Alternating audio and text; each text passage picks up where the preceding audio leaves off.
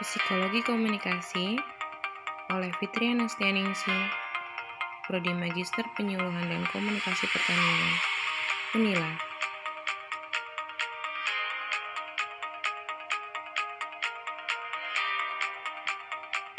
Apa tujuan dari presentasi ini? Yaitu agar mampu menyebutkan dan menjelaskan jenis-jenis persepsi dan memori.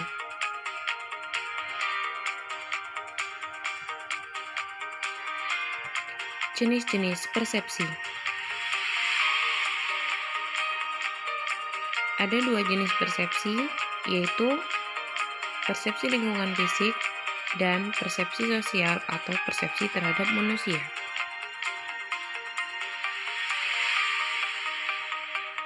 Persepsi lingkungan fisik.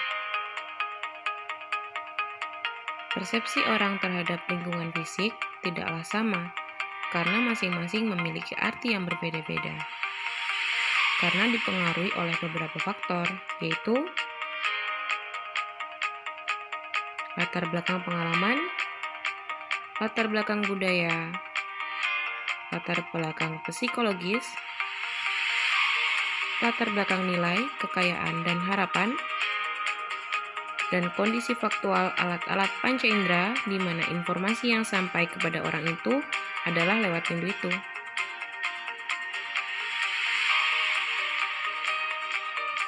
Contohnya yaitu, ada spidol berdiri tegak di atas meja dosen di ruang kuliah. Persepsi mahasiswa terhadap spidol itu bisa bermacam-macam. Misalnya, mahasiswa A mempersepsikannya sebagai roket, mahasiswa B memandangnya sebagai tugu Monas, dan mahasiswa C memaknainya sebagai peluru kendali atau rudal.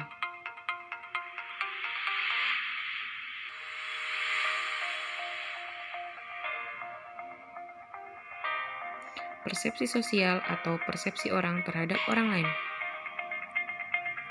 adalah proses menangkap arti dari objek-objek sosial dan kejadian-kejadian yang kita alami dalam lingkungan kita. Setiap orang memiliki gambaran yang berbeda-beda mengenai realitas di sekelilingnya. Dengan perkataan lain, setiap orang mempunyai persepsi yang berbeda-beda terhadap lingkungan sosialnya. Sebagai contoh, berbagai macam persepsi orang terhadap berita di mana Andi Alfian Malaranggeng atau AMM, mantan Menpora, ditetapkan oleh KPK sebagai tersangka kasus Hambalang. Persepsi yang muncul misalnya, karir AMM tidak akan habis, toh jika ia mendapat hukuman, pasti akan diremisi dan setelahnya ia akan aktif berpolitik. Atau SBY sebagai Ketua Dewan Pembina Partai Demokrat tidak akan membela AMM. Prinsip-prinsip persepsi. Persepsi berdasarkan pengalaman, persepsi bersifat selektif, persepsi bersifat dugaan, persepsi bersifat evaluatif, dan persepsi bersifat kontekstual. Persepsi berdasarkan pengalaman. Pandangan kita terhadap dunia, lingkungan fisik, lingkungan sosial, sangat bergantung pada pengalaman sosialisasi yang kita dapat. Ketiadaan pengalaman dalam menghadapi suatu objek jelas akan membuat seseorang menafsirkan objek tersebut berdasarkan dugaan semata atau pengalaman yang mirip. Contohnya, suku primitif yang belum pernah mengenal televisi akan menganggapnya sebagai sihir.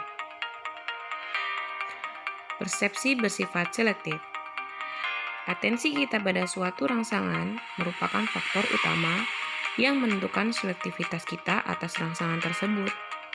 Setiap orang akan memperhatikan aspek berbeda dari objek yang mereka temui, sesuai dengan pengalaman masa lalu, keahlian, dan minatnya masing-masing. Persepsi bersifat dugaan. Dugaan diperlukan untuk membuat kesimpulan berdasarkan informasi yang tidak lengkap lewat penginderaan itu. Contohnya, Ketika kita melihat pesawat terbang di angkasa, kita tidak melihat awak dan penumpangnya, melainkan kita melihat pesawat terbangnya di angkasa yang menunjukkan bahwa setidaknya terdapat awak pesawat yang menerbangkan pesawat itu. Persepsi bersifat evaluatif.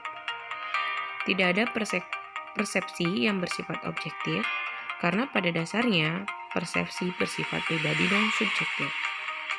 Persepsi adalah proses kognitif psikologis dalam diri yang mencerminkan sikap, kepercayaan, nilai, dan pengharapan untuk memaknai objek persepsi. Menurut Andrea, persepsi pada dasarnya mewakili keadaan fisik dan psikologis individu alih-alih menunjukkan karakteristik dan kualitas mutlak objek yang dipersepsi. Persepsi bersifat kontekstual. Konteks merupakan salah satu pengaruh paling kuat. Ketika kita melihat seseorang, suatu objek atau kejadian, konteks rangsangan sangat mempengaruhi struktur kognitif, pengharapan, dan juga persepsi kita. Dalam mengorganisasikan objek, yakni meletakkannya dalam suatu konteks tertentu, perlu menggunakan prinsip-prinsip berikut. Prinsip pertama, struktur objek atau kejadian berdasarkan prinsip kemiripan atau kedekatan dan kelengkapan. Prinsip kedua, kita cenderung mempersepsikan sesuatu rangsangan atau kejadian yang terdiri dari objek dan latar belakangnya.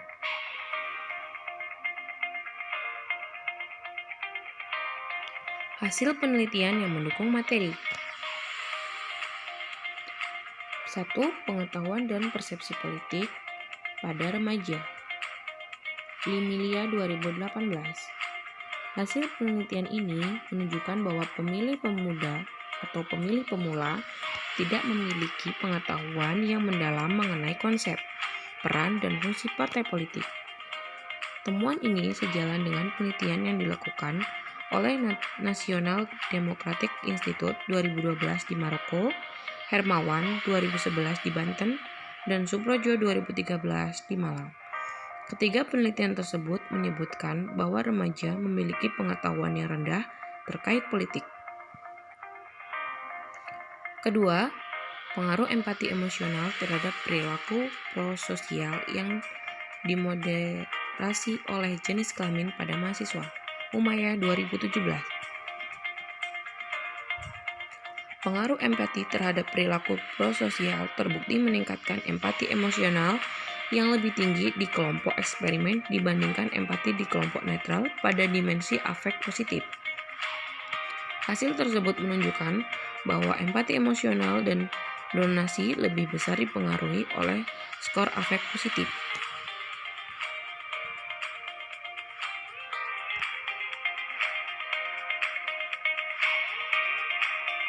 Memori. Secara etimologi, memori atau memory adalah keberadaan tentang pengalaman masa lampau yang hidup kembali. Catatan yang berisi penjelasan, alat yang dapat menyimpan dan merekam informasi.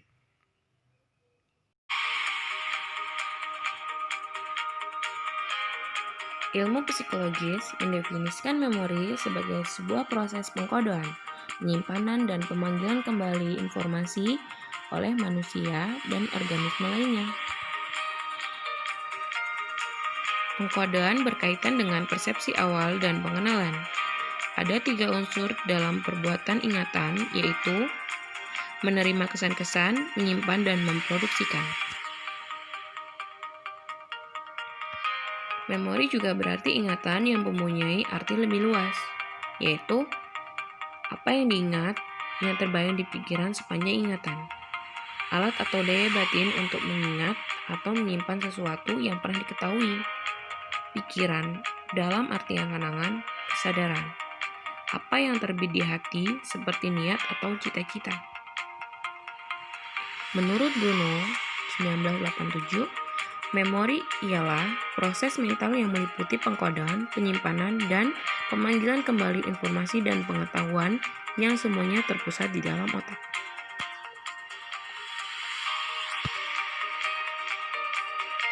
Memori merupakan retensi informasi dari waktu ke waktu yang melibatkan encoding, storage, dan retrieval. Encoding adalah proses memasukkan informasi ke dalam memori. Storage atau penyimpanan adalah retensi informasi atau mempertahankan informasi dari waktu ke waktu. Retrieval atau pengambilan kembali adalah mengambil informasi dari gudang memori.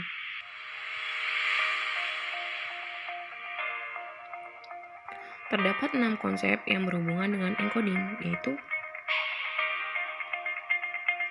atensi, yaitu memperhatikan dan memfokuskan sumber daya mental. Atensi bersifat selektif karena sumber daya otak terbatas. Rehearsal atau pengulangan adalah repetisis informasi dari waktu ke waktu agar informasi lebih lama berada di dalam memori. Pemrosesan mendalam. Menurut teori level pemrosesan memori terjadi pada kontinum dari dangkal ke mendalam, di mana pemrosesan yang mendalam akan menghasilkan memori yang lebih baik.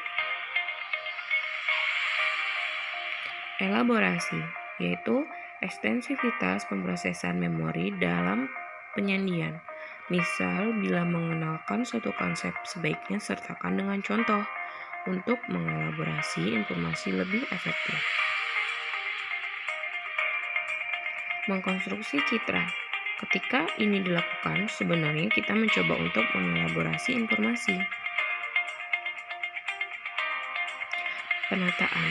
Menata informasi penting bagi proses belajar karena kita akan lebih mudah mengingat. Aspek paling menonjol dari penyimpanan memori ada 3. Simpanan yang utama yang berhubungan dengan 3 kerangka, yaitu memori sensori. Menurut Josh Gould, memori sensori adalah sebuah pengalaman yang berlangsung sangat pendek. Dengan kata lain, memori sensorik mempertahankan informasi dari dunia dalam bentuk sensori aslinya hanya dalam beberapa saat. Memori sensori terdiri dari 2, yaitu memori ikonik, sensori visual. Prosesnya berlangsung hanya sedetik. Memori ekonik, sensori audio. Prosesnya berlangsung sekitar 2-4 detik. 2. Memori jangka pendek atau STM adalah sistem memori berkapasitas terbatas di mana informasi dipertahankan sekitar 30 detik. Kecuali jika diulang dan diproses lebih lanjut. Meski memiliki kapasitas yang jauh lebih kecil dari LTM, tetapi STM memiliki peranan penting dalam pemrosesan memori. Di dalam STM terdapat istilah yang dikenal dengan memori kerja atau working memory, didefinisikan sebagai suatu tipe meja kerja yang secara konstan mengubah, mengkombinasikan, dan memperbarui info lama dan baru. Memori kerja menyanggah pandangan bahwa STM hanya sekedar suatu kotak di kepala, semacam unit pemrosesan sederhana, tempat info dikirim ke LTM atau lenyap. Bedley menyatakan bahwa rentan memori kecepatan kita mengulang informasi sehingga dia tidak setuju bila kapasitas STM hanya berbatas pada 7 item. Jacobs 1887 dengan suara nyaring membacakan serangkaian angka tanpa urutan khusus dan meminta pendengar menuliskan. Rata-rata partisipan mampu mengingat 7 kata.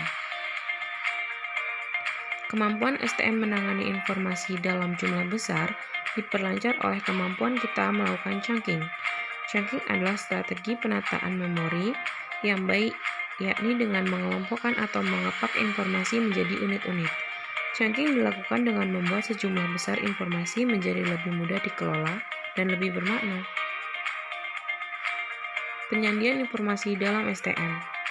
Informasi yang tersimpan dalam STM dapat berupa informasi auditorik, visual, dan semantik tergantung jenis info dan tugasnya. Sandi auditorik tampaknya metode yang dominan dalam penyandian informasi bagi STM. Sandi visual Posner dan kawan-kawan dalam Solso 2008 menemukan bahwa setidaknya dalam sebagian kecil waktu informasi disandikan secara visual dalam STM. Sandi semantik adalah sandi yang berhubungan dengan makna.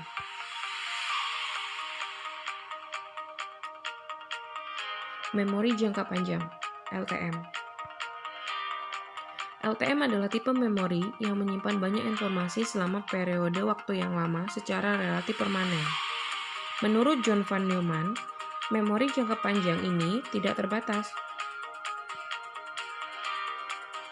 Beberapa hasil penelitian sepakat bahwa lokasi tempat memori melibatkan seluruh bagian otak, meskipun juga terpusat di bagian-bagian tertentu, contoh area frontal. Menurut Richard Atkinson dan Richard Shifrin, 1968, model 3 penyimpanan memori, model Atkinson dan Shifrin. Masukkan memori ke memori sensori, latihan masuk ke memori jangka pendek, melakukan latihan, disimpan ke memori jangka panjang, lalu bisa diambil untuk memori jangka pendek. Banyak memori disimpan dalam memori sensori, kemudian ke STM dan dipertahankan selama 30 detik atau lebih dengan bantuan pengulangan. Semakin lama dipertahankan di STM dengan pengulangan, maka semakin banyak yang tersimpan di LTM. Pengukuran ingatan. Tes ingatan langsung atau eksplisit. Richardson, Calvin, dan Brock 1988 merumuskan tes ingatan langsung sebagai tugas yang mengacu pada peristiwa pribadi subjek yang menunjukkan pada ruang dan waktu. Terdapat dua bentuk, yaitu tes rekognisi. Subjek diminta untuk mengenali kembali stimulus yang ada pada tahap pengetesan ingatan apakah sama dengan stimulus yang ada pada tahap belajar. Tes recall. Subjek diminta menghasilkan kembali stimulus yang telah disajikan dalam tahap belajar tanpa code. Bila dilakukan dengan code, maka tanda yang digunakan untuk membantu merecall dapat merupakan bagian dari stimulus yang disajikan pada tahap belajar. Lanjut, tes tidak langsung atau implisit. Tugas pada tes ini mengacu pada kegiatan kognitif atau motorik yang sedang dihadapi dan tidak mengacu pada peristiwa sebelumnya. Terdapat 4 bentuk tes, yaitu tes pengetahuan konseptual, faktual, leksikal, dan perseptual. Tes pengetahuan prosedural meliputi tes belajar, keterampilan, dan pemecahan masalah. Respon evaluatif. Subjek diminta untuk mengevaluasi stimulus yang disajikan, misalnya senang atau tidak senang, atau senang dengan stimulus yang mana. Pengukuran perubahan perilaku, contohnya conditioning. Terima kasih. Semoga dengan video ini kalian dapat mengerti apa yang dimaksud memori dan semua jenis-jenis persepsi.